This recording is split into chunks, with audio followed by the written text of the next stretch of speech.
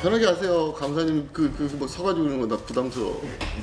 네. 아니 뭐 이제 형님이지 뭐. 오늘 우리 사이트에 누가 좀 카메라맨이 있었으면 원래는 좀 이렇게 셋이서 앉아서 어떤 그런 형식에 따르는 그런 우리가 TV에서 보는 그런 자리가 아니고 정말 이런 얘기 저런 얘기 도란도란 이렇게 좀 하고 싶었는데 형편이 또 그렇지 못해서 어찌됐든 간에 이렇게 제가 카메라 뒤에서 이렇게 두 분을 모시고 이렇게 팟빵 하나 터요. 예? 팟빵 하나 터요. 지금 그 생각했네. 그래가지고 우리랑 얘기하면 되잖아. 나 출연료 주고 하면 되잖아. 안녕하세요. 저는 전 4.16 가족협의회 운영위원장 맡고 있던 2학년 8반 장준영 아빠 장훈입니다. 2019년, 2020년, 2021년 초까지 제가 가족협의회 운영위원장을 역임했고요. 뭐 좀 사정도 있고 몸도 좀 안 좋고 해서 이번에는 제가 출마를 하지 않고 지금 더 훌륭하신 김종기 운영위원장님께 직책을 좀 맡아주십사 요청드리고 저는 다시 준영 아빠로 돌아와서 활동하고 있습니다. 그리고 이렇게 이런 자리를 빌어서 지난 2년 동안 제가 운영위원장 하던 2년을 포함해서 7년 동안 저희 가족들과 또 우리 먼저 간 아이들 위해서 진상규명 위해 노력해 주시고 같이 해주신 우리 국민 여러분들과 해외 동포 여러분들께 깊은 감사의 말씀을 드리고 싶습니다. 감사합니다. 또한 우리 앞으로도 계속 해야죠. 진상규명 계속 해야 되기 때문에 그런 부분에 대해서 앞으로도 좀 신경 더 써주시고요. 물론 가족들이 왜 저렇게 하는지 하는 뭐 의문도 들겠지만 가족들이 절실한 마음에서 우러나오는 일들이기 때문에 소통과 또 여러분들과 소통과 또 계속 대화를 나눠가면서 앞으로도 계속 할 것 같습니다. 그래서 많이 도와주시고 많이 지켜봐 주십시오. 네. 옆에 계시는 분이 누구세요? 네, 우리 사무처장님 하셨다. 건우 아빠. 안녕하십니까. 네, 저도 전임이 됐네요. 예, 금년 2월 8일부로 가족협의회 사무처장직을 윤희 어머니 김승길님께 바톤 터치를 하고 이젠 다시 건우 아빠로 돌아온 2학년 5반 큰 건우 아빠 김광배입니다. 반갑습니다.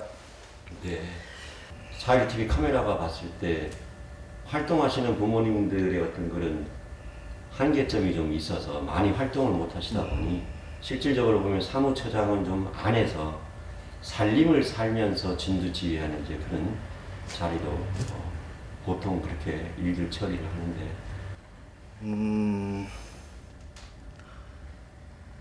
물론 이 사무처장이라는 직이 뭐 이제 조직마다 약간씩 틀리고 또 생각마다 약간씩 차이는 있겠지만 저는 사무처장이라는 직이 제 생각은 그렇습니다.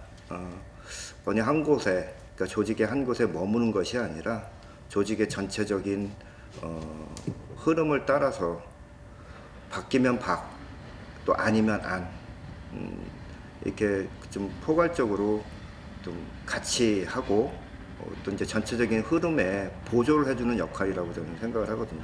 실질적으로 물론 이제 가족들의 모든 의사를 한 곳에 모아서 그 일들을 집행하는 그 두 분 위원장님이 계시고 그 다음에 또 각 부서장님들이 계시지만 그분들이 할 수 있는 최대한의 역량을 끌어낼 수 있는 보조라 그럴까요? 그 역할을 하는 게 저는 사무처장의 일이고 또 사무처의 역할이라고 생각을 합니다. 그래서 지난 2년 동안 운영위원장님을 따라서 많이 외부로 다니면서 대외적인 일들을 참 많이 했고요. 또 핑계 없는 무덤 없다고 하지만 또 사무처 내부, 우리 가족협의회 내부로는 또 그만큼 역량을 갖고 해주시는 또 우리 팀장님들도 계셨고 또 우리 실무관들도 있었기 때문에 한편으로는 좀 마음을 놓고 또 부담을 덜고 이렇게 외부 활동에 좀 전념할 수 있었다고 생각을 합니다. 2년 동안 다니면서 뭐 여러 가지 느낀 점, 많은 점들을 느꼈지만 가장 중요한 건 결과적으로 맨 마지막에 남는 생각은 이거 하나더라고요. 목마른 자가 우물을 판다고. 결코 가족들이 이 설화천사 진상규명을 위한 일에 직접 행동하지 않으면 아무것도 이룰 수 없다, 아무것도 얻을 수 없다라는 거 참 뼈저리게 많이 느꼈습니다. 그래서 오히려 그런 생각 때문에 더 그런 일들, 외부적인 일들을 많이 하지 않았었나 그런 생각을 하고요. 지난 이제 총회를 거치면서 좀 코로나 상황이 아니었다면은 가족분들께 좀 말씀드리고 싶은 내용이 있었는데 결국에는 이제 그런 내용을 전달해 드릴 수 있는 계기가 안 됐지만 이 말이 이겁니다. 가족분들 나름대로 모두 다 또 개인들의 일이 있고 역할이 있고 생각이 있고 할 수 있는 그런 뭐 역량이 있겠지만 가장 중요한 것은 좀 전에도 말씀드렸지만 가족이 직접 앞에 나서서 행동하고 움직이는 것이거든요. 근데 제가 잘 이끌지 못한 것도 있겠지만 그런 부분에서 너무 가족협의회가 또 가족들이 그 역할을 100% 다 하지 못하지 않았느냐라는 생각이 좀 많은 아쉬움을 남겼거든요. 그래서 우리 어머니 아버님들께 본인의 일도 물론 중요하죠. 하시지만 우리 아이들을 내 자식의 일이지 않습니까? 그 일에 함께 마음도 물론이겠거니와 몸도 같이 움직여 주십사. 앞으로는 좀 더 많이 참여해 주시고 같이 해 주십사. 그 말씀을 좀 당부드리고 싶었습니다. 오늘 또 이렇게 이런 자리가 돼서 그때 못 드렸던 말씀을 또 이렇게 드리게 되네요. 좀 더 일찍 찾아뵀어야 되는데 저도 뭐 두 분 이제 조금 생각하는 시간, 뭐 쉽게 말하면 쉬는 시간 이런 거를 좀 있어야 되지 않겠는가 하는 그런 생각이었는데 그래서 뭐 이렇게 어렵게 말씀하세요. 좀 같이 좀 움직일 때도 부모님들 좀 같이 좀 많이 움직였으면 더 힘받고 좋았을 텐데 그 얘기잖아.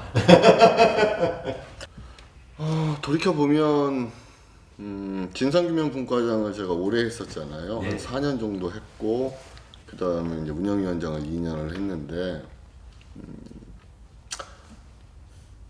우선은 제가 위원장이 되면서 했던 그 가족들께 말씀드렸던 얘기는 저는 안산에만 있는 위원장이고 싶지 않다. 그리고 저는 외부 활동이 많은 사람이기 때문에 외부 활동을 계속 하겠다 이런 말씀을 드렸고 좀 시간 순서대로 풀어보면 위원장 되기 전부터 기획했던 게 있었어요. 뭐냐면 책임자 명단 발표하고 그 책임자 명단을 추려서 고소고발 들어가고 이런 부분들을 좀 기획을 했었거든요. 근데 이제 위원장이 돼서 뭐 진상규명 그 과정에 있던 제가 기획했던 내용들을 가족들께 이야기하고 책임자 명단 발표를 하기 시작했죠. 2019년도 4월 달부터. 그리고 그 책임자 명단에 있던 그 황교안 비롯해서 당시에 자한당이죠. 이제 당명이 하도 바뀌니까 난 걔네들 이름을 모르겠어요. 어느 때 어떤 당인지. 근데 자한당 당시 뭐 대표와 그 주변에 있던 사람들 를 위해서 뭐 이제 그 사람들이 이제 고소고발하기 위해서 이제 여러 가지 이제 고소고발 대회도 했었고 뭐 여러 가지 일련의 사태들이 좀 있었어요. 뭐 근데 제일 기억에 남는 건 그거였어요. 11월 2일 날 저희가 고소고발 대회를 광화문에서 했거든요. 그때 지금은 뭐 그 결정을 되게 후회하시고 그 당시에 바로 후회한다 결정하시고 이제 했지만 당시에 4.16 연대 지도부에서 거부를 했었어요. 가족들과 같이 하는 그 행동을 하자 해서 그 고소고발인 대회를 거부를 했었는데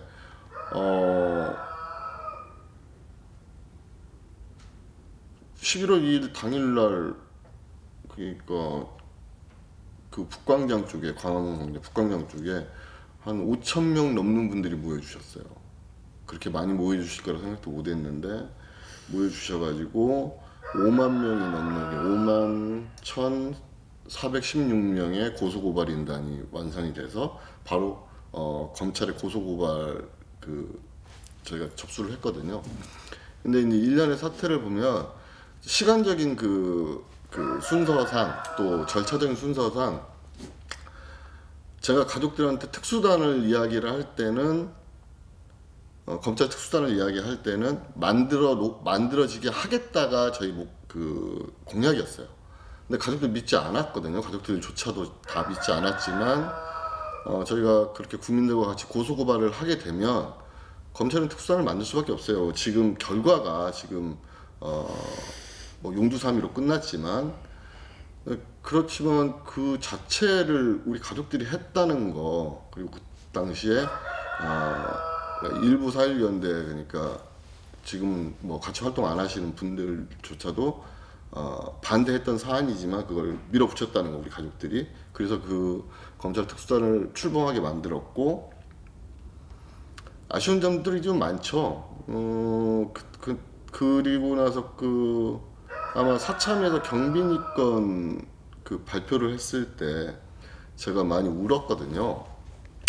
그 의미를 잘못 해석하고 있더라고요. 그때는 왜 그러냐면 경비니 하나만 생각하는 게 아니고 저는 그 첫날 그리고 둘째 날 수습됐던 우리 아이들 전체를 생각해서 이걸 사건 자체를 좀 폭넓게 수사 의뢰를 넣어라 얘기를 요청을 했었는데 그 당시에 사참위에서는 경비니까 하나만 딱 넣어버리더라고요. 그래서 그런 부분들도 좀 너무 이게 좀 가슴이 좀 아팠고 또 당시에 저희 잘 아시잖아요. 당시에 아니 왜 우리 아이들을 저 단정에다 태워가지고 오냐 헬기로 이송해야지. 우리가 2014년 4월 16일 저녁부터 계속 지적을 하는 거였거든요.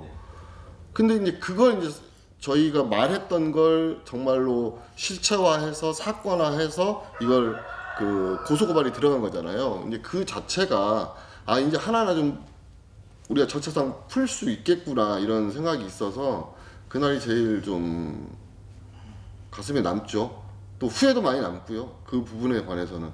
왜냐하면 그때 좀 더 보강을 해서 전체적인 2014년 4월 16일 당일 전체적인 수습 과정에 대한 고소고발을 넣었으면 이렇게 무죄가 나왔을까.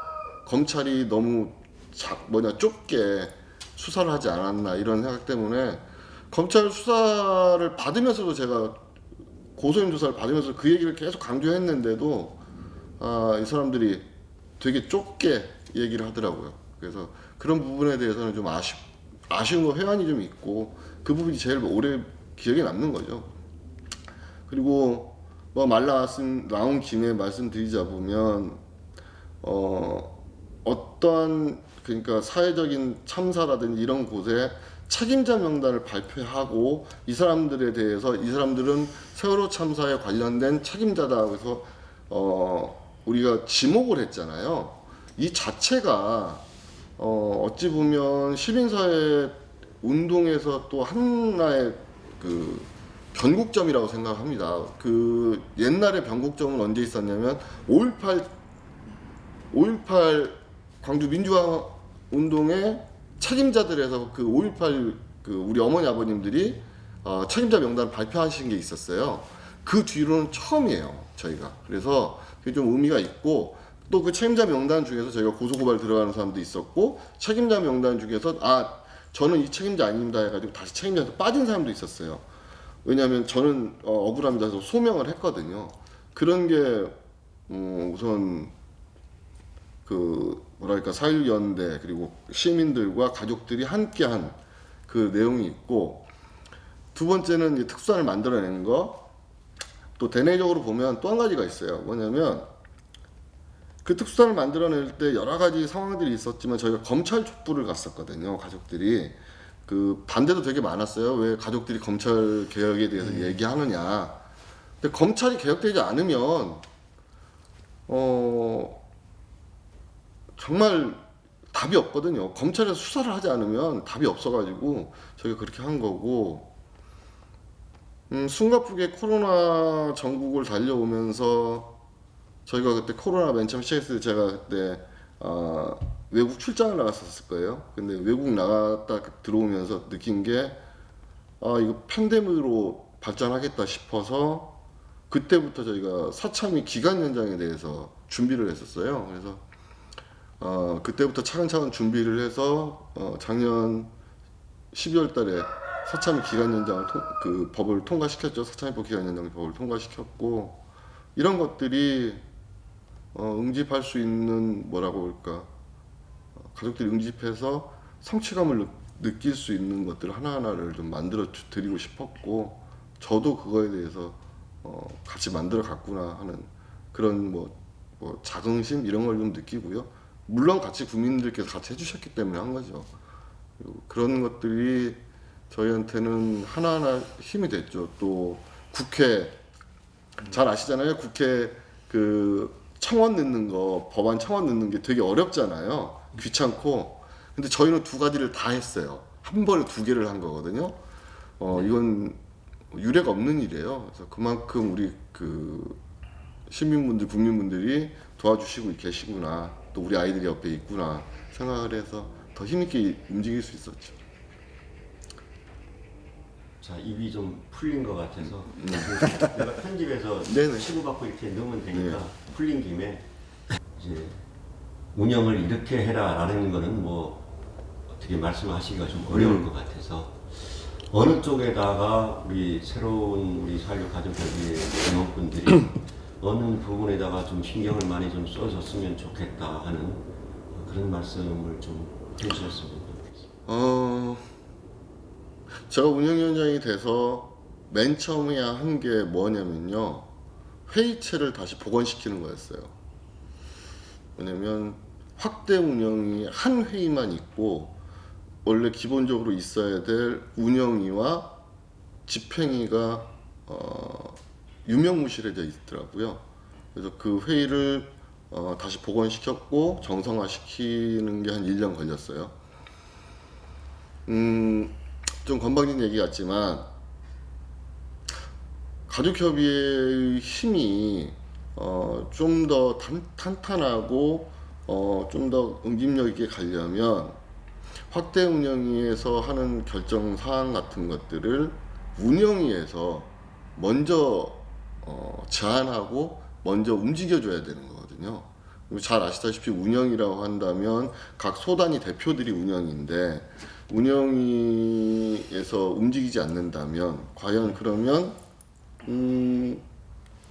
확대 운영위가 그거잖아요. 집행위와 운영위가 결합해서, 집행부와 운영위가 결합을 해서 같이 회의를 하는 건데, 운영위가 계속 힘을 쓰지 않는다면 집행부 독자적으로 움직일 수밖에 없는 거고, 그렇게 되면 가족들과 일반 가족들과 회원 가족들과 집행부와의 거리감이 더 벌어질 수밖에 없다. 그래서 지금 제가 새로 되신 그 김종기 운영위원장님께 한 가지 당부드린 건 회의체를 계속 유지시켜 주십사. 그리고 회의체가 영 필요 없다 생각되시면 화군에서 결정하시면 되니까 그 전까지는 회의체를 운영위, 집행위, 화군위로 가는 그 회의를 좀 계속 유지시켜 주십사 요청을 드렸고, 우선은 논의 구조가 이렇게 돼야 된다고 생각을 해요. 집행위에서, 집행부에서 먼저 회의를 하고 안건들을 만든 다음에 운영위에서 한번 검토를 하고 화군위에 가서 결정을 내리는, 이런 단순하지만 아주 절차상의 문제가 없는 이런 구조가 돼야 되는데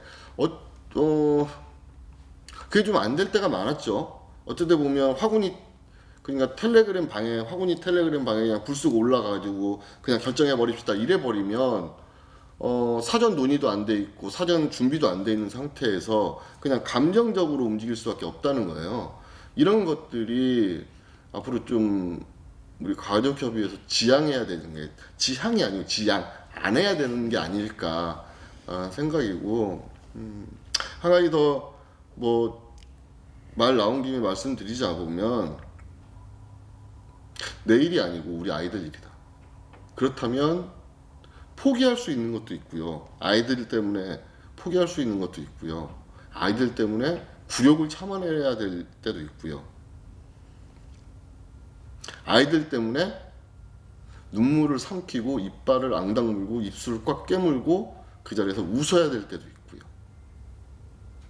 이런 것들을 좀, 내 자존심이 문제가 아니고 내 퀄리티, 뭐 내 자존심, 내가 어디 나왔는데 이런 게 문제가 아니잖아요. 시기가 늦어질 수는 있고 논의가 안 되는 사항이 발표될 수도 있어요. 그렇지만 발표된 다음에 차후 논의라도 충분히 했으면 좋겠다. 그리고 거기에 대한 대책이라도 가족들 의견을 수렴해서 하면 제일 좋겠다, 이런 생각이 좀 강하네요. 그래서 좀 두서없이 이것저것 말씀을 드렸지만, 우리 아이들 일이다 말로만 하지 말고 정말 이 가슴에 우리 아이들 250명 아이들, 내가 준영이 아빠만이 아닌 건우 아빠도 되고 지성이 아빠도 되고, 내가 뭐 다른 아이들, 우리 뒤에 있는 아이들, 내 이름을 다 외우지를 못하지만 우리 이 아이들, 이 초롱초롱한 아이들이 아빠다, 아빠를 대표하고 있다, 이런 생각으로 움직여줬으면 하는 바람이 제일 큽니다. 네.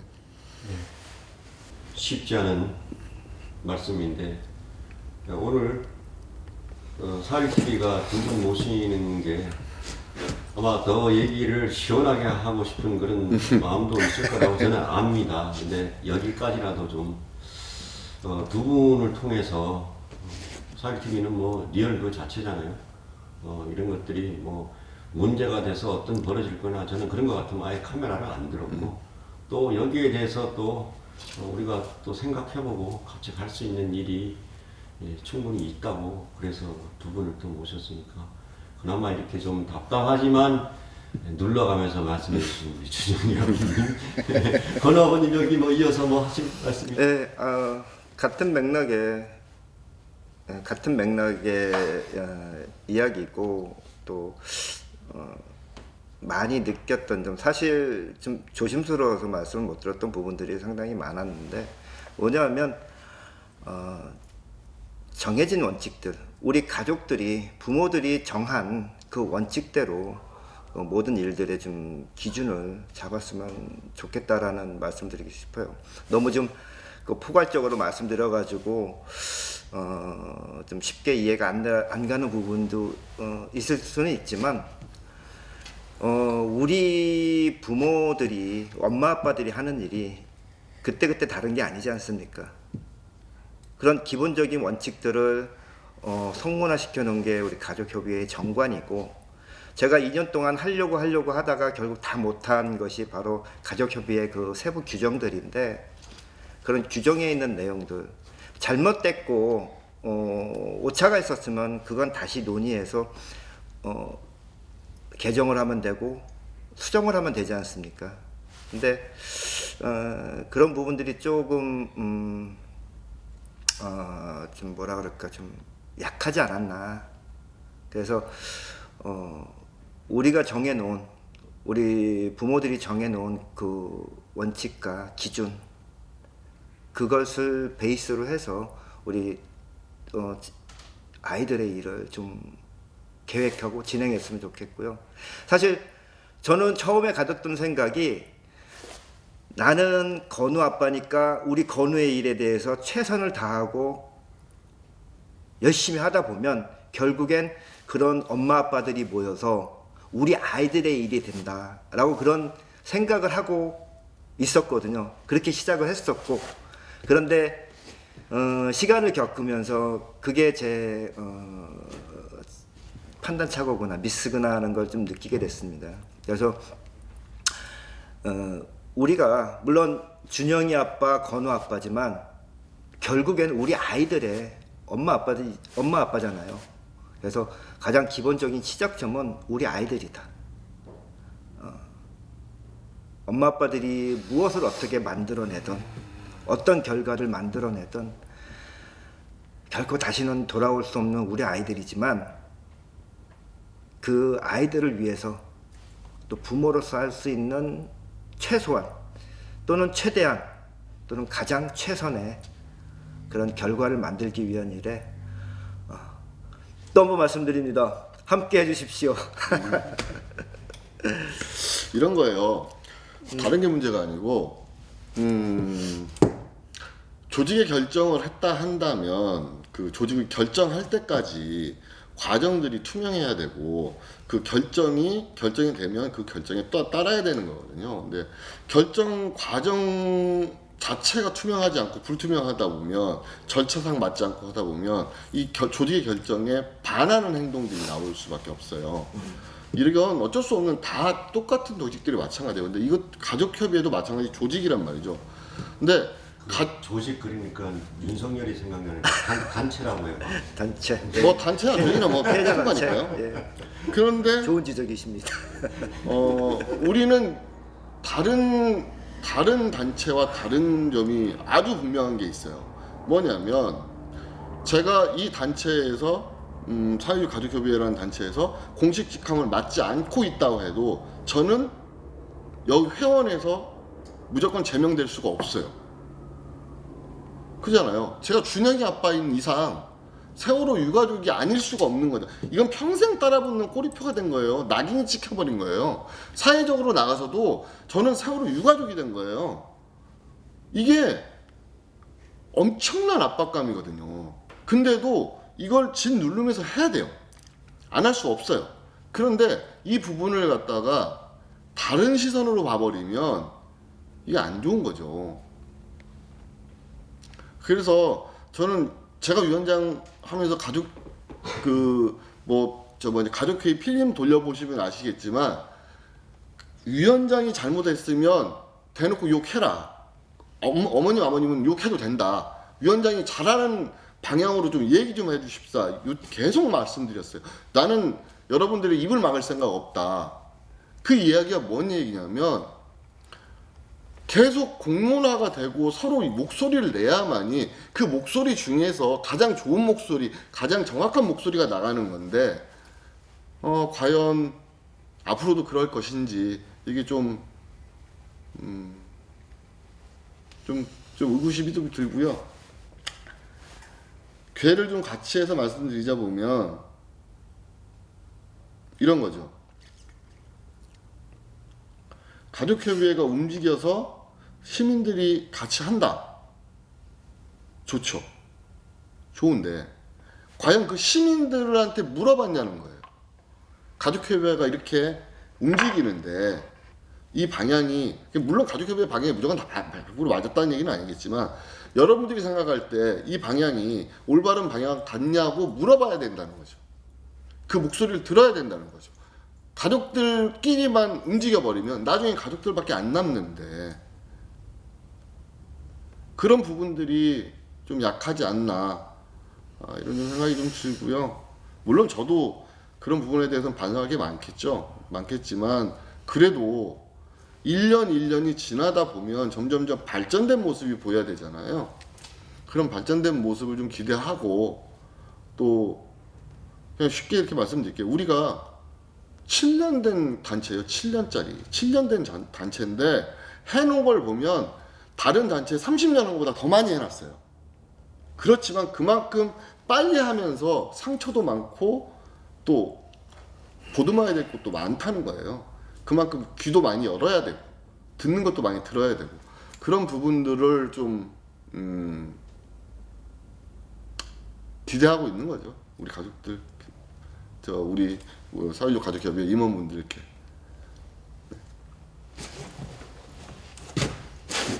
자, 건우 아버님 무슨 기억에 남을 만한 그런 일들이 좀 시민들을 만났을 때나 뭐 국회의원들을 만났을 때나 해수부를 만났을 때나 그런 일들을 하시면서 좀 이렇게 번뜩 무슨 결국엔 그거더라고요. 처음에 말씀드린 대로 가족들이 전면에서 움직이지 않으면 그 가족들과 같이 마음을 같이 하는 그 뭐 국회의원들, 국회, 뭐 청와대도 마찬가지고, 그다음에 사참위, 뭐 이런 모든 세월호 참사와 함께했던 모든 단체나 그 사람들이, 그 조직 인원들이 결국에는 같이 하지 않는다라는 거, 그걸 참 많이 느꼈어요. 저희가 사실 요번에 사참위법 개정안 때문에 국회에서 일주일가량 저희가 농성을 했지 않습니까? 그때 하면서 참 그런 걸 많이 느꼈는데, 물론 이제 뭐 여러 가지 상황적인 것도 있었지만, 결국에는 가족들의 주장, 가족들의 원하는 바가 맨 앞에서 움직였기 때문에, 물론 100% 만족이라는 건 없지 않습니까? 근데 어쨌든 앞으로 우리가 해야 할 그 일들에 대해서 최소한의 힘은 만들어놨다. 그런 방법들을 만들어놨다, 이렇게 생각을 하거든요. 그래서 뭐 그런 점들, 그리고 지금도 참 속상하고 화가 나고 하는 부분은 뭐냐면, 실질적으로 지금까지 있었던 재판들이에요. 재판 결과들. 그 재판장에 뭐 공판에도 다녀오고 선고 공판도 다녀오고 했지만, 요번에 그 가장 최근에 있었던 그 해경 지휘부에 대한 그 1심 선고 공판, 그것처럼 참 자괴감이라 그럴까요? 야, 결국 지금까지 우리가 한 게 무엇인가라는 생각을 다시 하게끔 한, 어떻게 보면 그런 선고 공판이었었는데, 저는 중간에 나왔거든요.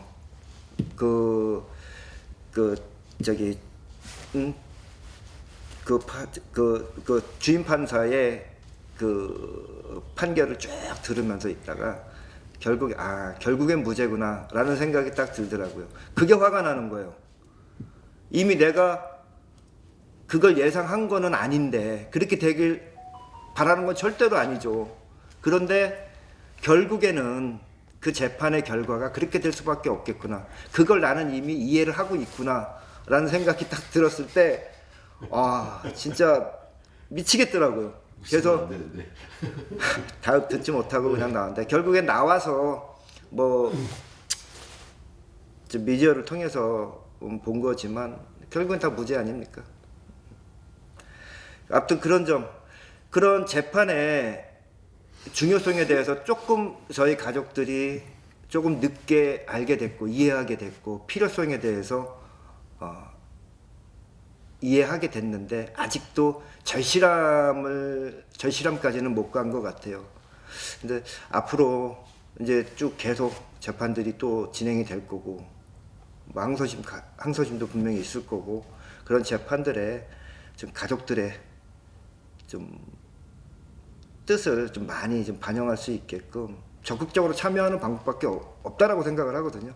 그런 부분에 앞으로 가족협의회에서 좀 많이 좀 이끌어 주셨으면 하는 바람을 좀 말씀드리고 싶습니다. 그건 아버님, 우리 준영이 아버님 그 국회 우리가 그 개정안 할 때 이제 네? 시기적으로 이제 제일 저희들 일 중에 좀 큰 일이라 하면 그 일이었었는데.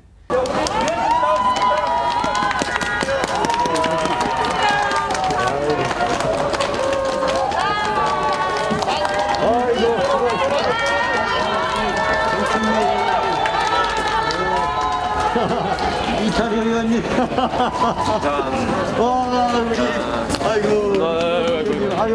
감사합니다. 고맙습니다. 감사드립니다. 고맙습니다. 고생하셨어요.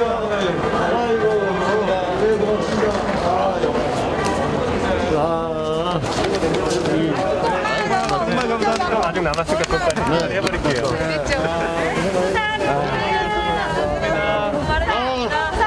눈물이 안 나네. 더 불러야 되는데.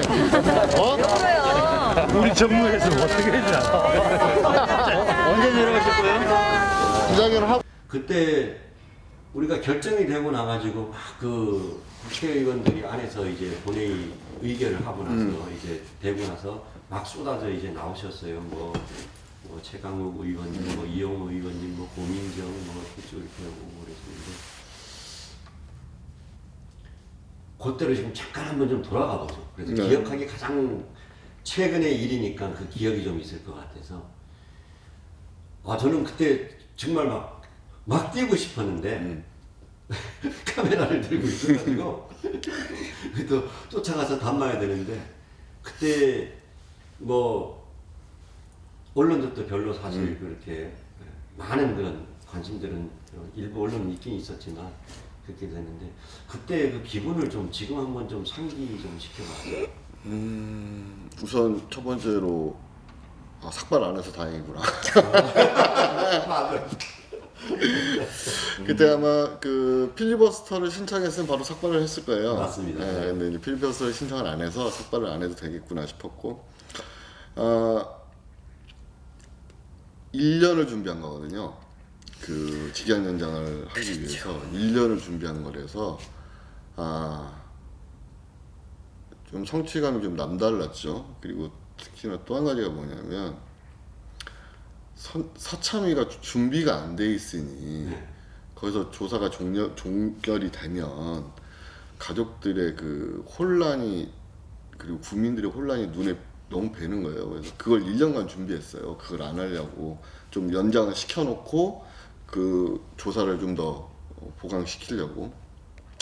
그래서 좀 뭐라고 할까 좀 성취감이 좀 남달랐고 또 한 가지 뭐냐면 가족들이 중요 포인트를 알고 있구나. 가족들이 어디가 중요한가, 어디에다 힘을 모아야 되는가를 알고 있구나를 절실히 또 느끼는 날이었죠 그날. 그 국회에서 우리 법 통과되는 날이라고 해서 그런지 그 전에도 많이 오셨지만 차 2대로 해서 올라오셔가지고 같이 해주시고 또 그 당시에 제가 솔직히 말씀드려서 한 일주일 더 할 줄 알았어요. 그렇게 일주일 만에 통과되리라고는 거의 기적 같은 일이 벌어진 거죠. 일주일 더 할 줄 알았거든요. 왜냐하면 바로 그 필리버스터 신청하게 되면 뭐 우리가 순서상 밀려요. 아시죠? 그때 내용들을 아시니까 그러면 한 일주일 더 해야겠구나 생각을 했는데 그 우리 가족들이 너무 성원을 또 많이 해주시고 또 우리 그 국민분들이 너무 성원을 많이 해주셔서 저쪽 당에서 물러나는 바람에 그냥 통과가 된 거죠. 통과가 됐는데 저는 그때 다른 그 의원님들도 많지만 우리 박주민 의원님한테 참 따로 고맙다고도 했지만 참 고마움을 많이 느꼈고요. 그때 얼굴 안 보이는 사람들이 많았어요. 뭐냐면 뭐 김철민 의원이라든지 이런 분들이 안 보였거든요. 그래서 우리 가족들 참 되게 욕 많이 했는데 그런 분들이 또 뒤에서 안 보이게 도와주시는 게 많거든요. 그런 것들은 좀 가족분들이 좀 알아주셨으면 좋겠고 맞습니다. 전해철 의원님도 마찬가지고 뒤에서 많이 도와주셨어요. 그 보좌관들 또 보내가지고 불편한 거 있는지 없는지 또 그런 다음에 당시 그 국회 사무처라든지 이런 곳에 또 여러 그 힘을 많이 써가지고 우리 가족들 그 불편함 없게 하려고 되게 많이 노력을 했었고 그 이런 분들의 그 힘이 하나하나 모여서 그렇게 이루어진 게 아닌가 이런 생각이 들고 가장 큰 공은 우리 가족이라고 생각을 해요. 누구라고 할 것도 없어요. 가족이에요. 가족들이 뭉쳐서 해낸 거니까. 근데 이제 그 가장 큰 공이 과연 우리 가족들만이냐 생각해보면 그게 아니라는 거죠. 나는 우리 아이들이 뒤에서 항상 우리를 도와주고 있다 이 생각으로 계속 움직였기 때문에 우리 아이들이 부모들 고생 안 시키려고 일주일 만에 끝낸 거구나 이게 생각을 하고요. 다들 뭐 그렇게 생각하시죠. 네. 그리고 이제 그런 필름들을 돌려보면 아시겠지만 거기서 제가 지명한 국회의원들이 있어요. 가서 그 가족들 앞에서 소개시킨 국회의원들이 있어요. 네. 그분들은 왜 그렇게 했냐면 그 뒤에 또 우리가 해야 될 일들이 있거든요. 네. 그것들을 위한 사전 포석으로 좀 해놓은 거예요. 네. 그러면 고스란히 뭐 남아 있습니다. 네. 여운을 남겨야 되기 때문에 국회 그날 제일 좋았던 건요. 한마디로 이거예요. 엄마들이 위원장 수고했다고 한마디 해주는 게 제일 좋았어. 나 솔직히 말해서. 사무처장 수고했다고 얘기하고 위원장 수고했다고 하는 말 그거 하는 게 제일 좋았어. 내가 누구한테 공치사 받으려고 하는 일도 아니고 그렇죠. 내가 분명히 얘기하잖아요. 나 우리 애들 때문에 한다고. 그런데 우리 부모님들은 그거 너무 약해. 안 해. 이건 나도 그래요. 나도 뭐 쑥스러워서 못하지만 좀 해야 되는 거거든. 그래야 이런 사람들이 더 그잖아요. 저희 칭찬은 고래도 춤추게 한다는데 그런 말들을 너무 안 해. 그리고 참 뒤에 들리는 소문들 되게 많거든요. 그런 얘기 좀 안 했으면 좋겠어. 그래서 제일 좋았던 건 뭐 여러 가지 법 통과되고 다 뭐 있지만 딱 하나, 엄마들이 위원장님 수고했어요. 그 한마디 한 게 최고 좋았어. 그리고 내가 그날 집에 가서 우리 준영이 내가 잘 안 데려다니잖아요. 준영이 이렇게 목에다 안 메고 다니잖아요. 놓으면서 아빠 수고했지 그 한마디 한 게 제일 컸어요.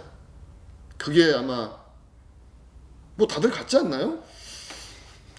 그 당시 저 감사님 그 당시에도 지성이한테 아빠 잘했지 소리 당당하게 할 수 있는 거잖아요. 그렇게 노력해서 만들어내면 그런 것들이 참 좋은 건데 서로 좀 칭찬을 아끼지 말고 좀 해줬으면 좋겠어요. 그래야 정말 앞에서 고생하는 사람들 조금이라도 힘내서 하거든요. 그런 것들이 좀 우회적으로 좀 말씀드렸습니다. 네. 함께해서 이루어낸 것이 있다면 참 배가 되기도 하지만 또 함께하지 못했던 그런 행동적인 면에 있어서도 결과물이 나왔을 때 온 피해자 가족들이 함께 기뻐하고 즐거워하는 그런 일들, 그걸 또 역으로 또 표현을 해보면 우리 가족협의회가 나가는 그런 방향에 어떤 결과물이 없는 경우도 꽤나 있었습니다. 없는 경우가 아마 더 많은 걸로 저는 기억을 하고 있는데 오늘 준영이 아버님 말씀드리면서도 제 뼈를 때리고 있습니다. 건우 아버님, 네. 조금 시키는 걸로 가볼까? 딱딱한 것보다 제가 이제 건우 아버님은 이렇게 뵈면서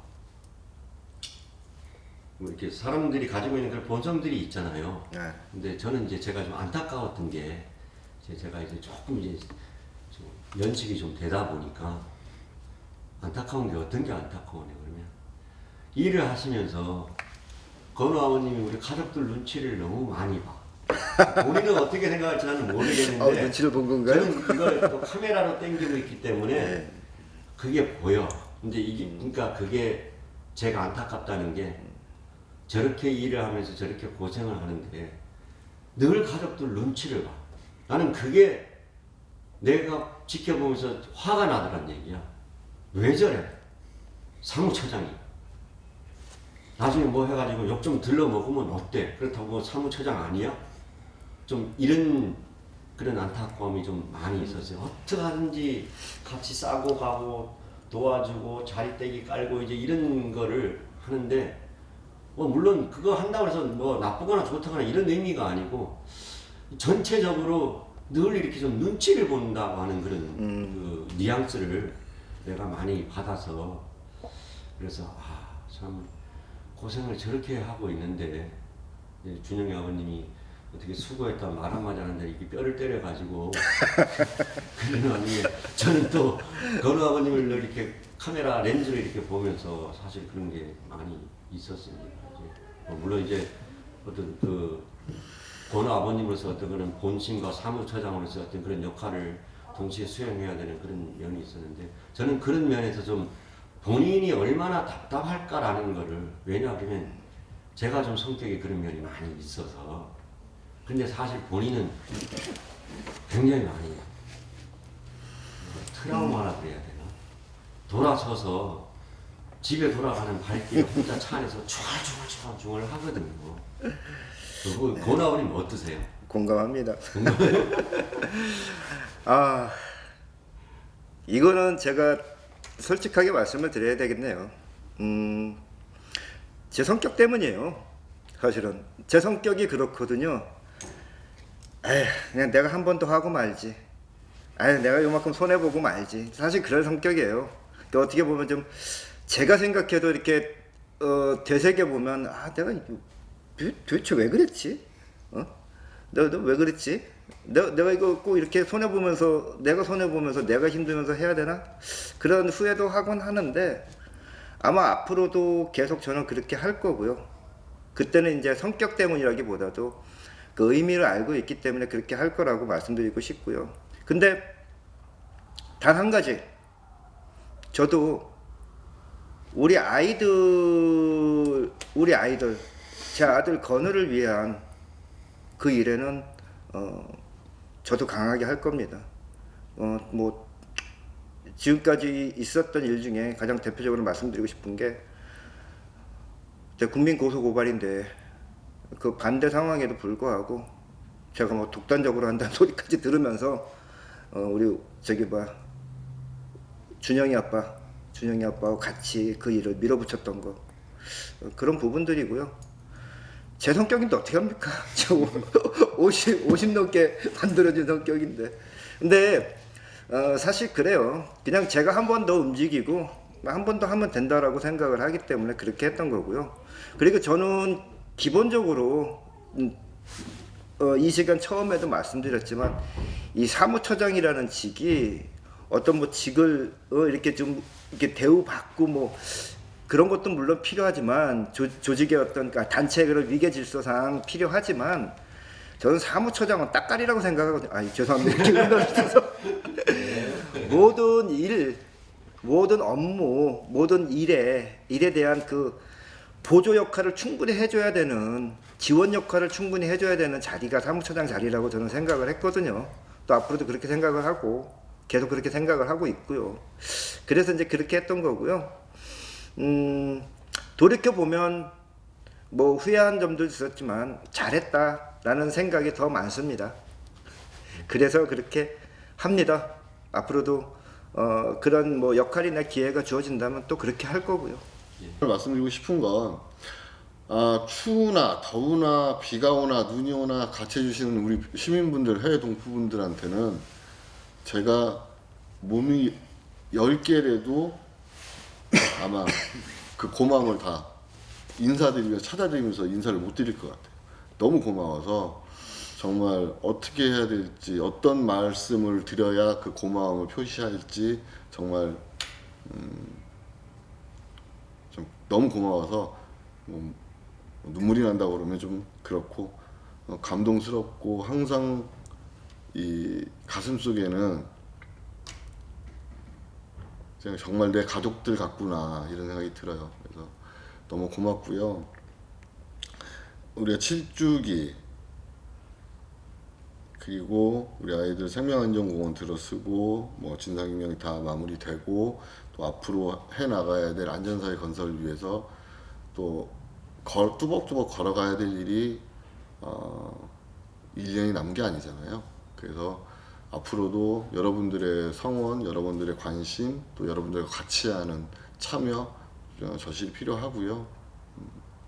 그 길에 작은아마 보탬이 되려고 뭐 따로 준비하는 것도 있고 또 여러분들과 같이 할 그 뭐 사업이라든가 이런 것도 좀 구상하는 게 있어서 아무튼 쉬는 건 끝났고요. 아무튼 다시 움직이기 시작합니다. 그러니까 같이 해주시고 같이 참여해주시고 같이 움직여주시고 같이 울어주시고 웃어주셨으면 고맙겠습니다. 감사합니다.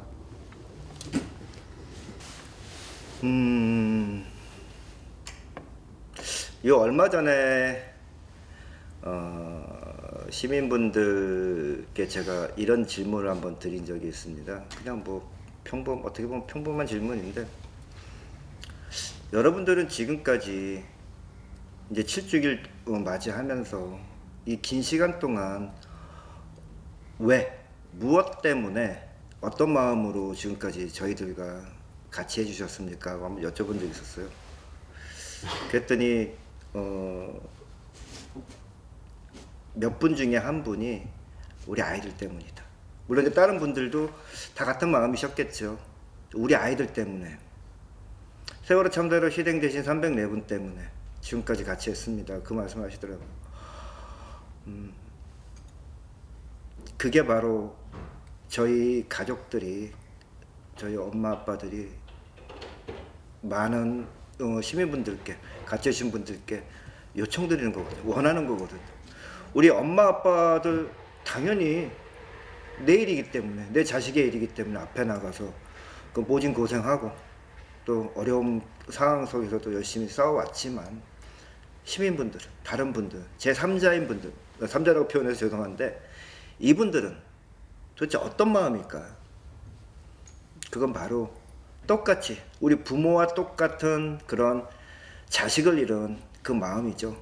그 마음 때문에, 그런 마음 때문에 지금까지 같이 해올 수 있었고, 그렇기 때문에 그분들 역시 이 세월호 참사에서는 제3자가, 제3의 피해자가 아니라는 거죠. 피해 당사자라는 거죠. 어떻게 보면. 그런 마음으로 지금까지 해주셨기 때문에 지금까지 굳건하게 싸울 수 있었고, 그렇기 때문에 오히려 더 가족들과 같이 대화하며 소통하고 또 논의하고, 그래서 같은 공통점을, 또 그런 중론이라 그래야 되나요? 그걸 만들어서 같이 갈 수 있는 방향으로 같이 해주시는 게 가장 합리적이지 않을까. 가족들 의사대로만 가면 결국엔 가족들만 남잖아요. 네, 그래서 이제 그런 차원에서 말씀드린 거고, 물론 많은 재난재해들이 있었고 여러 가지 일들, 가슴 아픈 일들 많이 있었지 않습니까? 그런 어떤 아픈 일들이 하나가 모여 있는 건데, 어떻게 보면 세월호 참사도 n분의 1이에요. 근데 세월호 참사는 우리들 마음속에서는 n분의 1이 되면 안 된다라는 생각을 하거든요. 그렇기 때문에 나도 제3자가 아닌 직접 피해자, 직접 당사자, 내 자식을 잃었다라는 그런 마음으로 지금까지 같이 해주셨고, 또 앞으로도 같이 해주시길 당부드리고, 마찬가지입니다. 몸이 10개, 100개라도 어떻게 지금까지 같이 해주신 분들께, 힘을 주신 분들께 감사하다는 표현을 할지 참 막막한데, 이렇게 말씀드리고 싶어요. 우리 아이들을 대신해서 이 못난 아빠가 대신 감사의 말씀드립니다. 고맙습니다. 이렇게 말씀드리고 싶어요. 정말 감사합니다. 멋진데? 우리 아이들을 대신해서 이 못난 아빠가 대신 감사의 말씀드립니다. 고맙습니다. 이렇게 말씀드리고 싶어요.